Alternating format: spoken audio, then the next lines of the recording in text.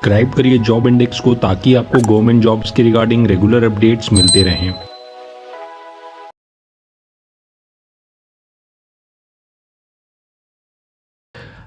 यह वीडियो में हम आपको बताएंगे कि आर्टिफाइजर अप्रेंटिस अगर आप एंट्री कर रहे हो इंडियन नेवी में तो आपकी स्टार्टिंग सैलरी कितनी होगी। वो स्टार्टिंग सैलरी तो आप नोटिफिकेशन में देख लोगे, ऑफिशियल नोटिफिकेशन में, जिसमें आपको बेसिक ट्रेनिंग के ड्यूरेशन में 14,600 का स्टाइपेंड मिलेगा, ये बताता है ऑफिशियल नोटिफिकेशन। बट उसके बाद का जनरली क्लियर नहीं होता, क्योंकि नोटिफिकेशन में ये तो बताता है कि बेसिक पे आपकी 26,000 या 29,000 के बाद ऐसे बढ़ के आगे बढ़ेगी, लेकिन कितना इन हैंड आएगा तो वह नहीं बताता। तो इस वीडियो में अप्रॉक्सीमेटली हमको जैसे इन्फॉर्मेशन ऑनलाइन गूगल से रिसर्च करके और इंफॉर्मेशन शेयरिंग प्लेटफॉर्म कोरा पे रिसर्च करके या इधर उधर से जो हमको ओपन सोर्स से इंफॉर्मेशन मिली है, उसके बाद वह वीडियो मैं आपको बनाकर आपको दिखा रहा हूँ, जिसमें कि बेसिक पे अगर आपकी 29,200 अगर है, यानी आप जब नेवी को ज्वाइन कर रहे हो, नेवी को ज्वाइन करने के 1.5 साल या 2 साल बाद जब आपकी सैलरी 29,200 तक पहुंच जाएगी, 1 साल 2 साल बाद, क्योंकि जो स्टार्टिंग सैलरी आपको स्टाइपेंड मिलेगा 14,600 का, उसके बाद हाथ पे पहुंचते पहुंचते 29 आपको मिलेगा।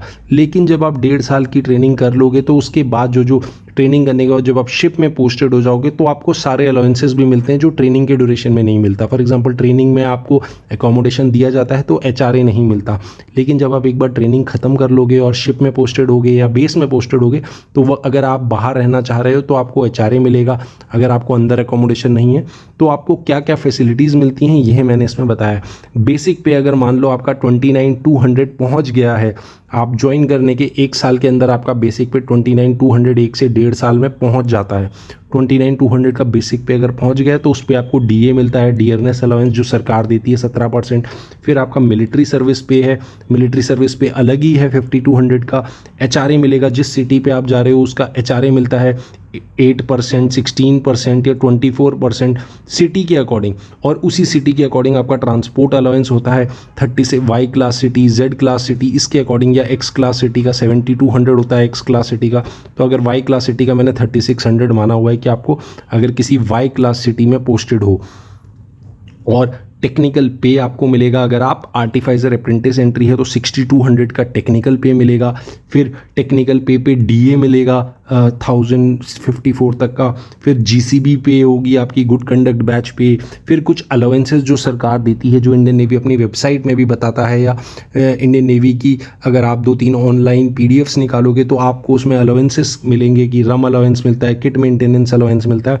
तो ये सारा मिलाकर कुछ आपके पास जो अमाउंट आता है वह करीबन 50,000 तक का हो, 55-60,000 तक का, 55-56,000 तक का हो जाता है। बट उसमें कुछ डिडक्शंस होंगे, जैसा कि आपका इंश्योरेंस स्कीम का डिडक्शन, इनकम टैक्स का डिडक्शन, कुछ इंडियन नेवल बेनेवोलेंट एसोसिएशन है जो आपसे कुछ थोड़ा बहुत कंट्रीब्यूशन हर महीने मांगते हैं 200-300 रुपये का।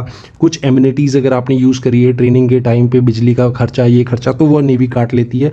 तो अगर मान लो मंथली आपका 14,000 ऐसे करके इंश्योरेंस और टैक्स में कट जा रहा है तो उसके बाद भी आपके पास करीबन 41,000 इन हैंड होते हैं अगर आप 2 साल सर्विस कर लेते हो इंडियन नेवी में।